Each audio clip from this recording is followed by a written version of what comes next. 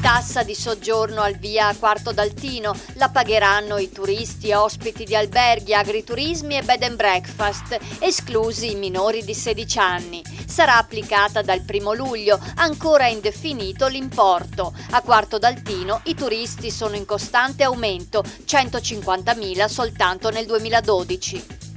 Sono il fenomeno del momento, si chiamano Dollywood perché vengono da Dolo e propongono esilaranti doppiaggi in dialetto di pellicole cult come Via col vento o Il gladiatore. 4 milioni di visualizzazioni su YouTube, 30.000 amici su Facebook e i loro spettacoli dal vivo sono sempre più richiesti.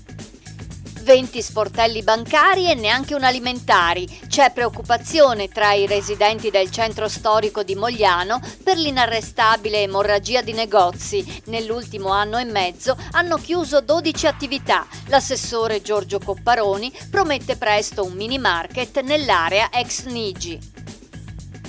10 centesimi per ogni chilo di pane venduto andranno ai missionari o a persone bisognose di Macerata. L'iniziativa, denominata Il pane è un bene quotidiano, è del biscottificio panificio di Varago in via Trevisana. Un'idea che piace, tant'è che le vendite sono aumentate.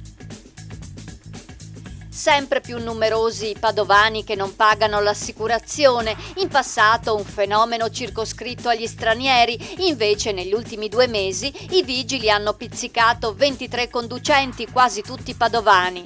In tal caso il mezzo viene sequestrato e restituito dopo il pagamento di una multa dagli 800 ai 3.000 euro. Saldi estivi by night in centro a Padova. Sabato 6 luglio si svolgerà la settimana bianca dei saldi, con negozi aperti fino alle 22 ed eventi collaterali. Negli ultimi mesi, a causa del maltempo, negozi e locali hanno lavorato pochissimo. Il comune spera così di dare una boccata d'ossigeno al commercio.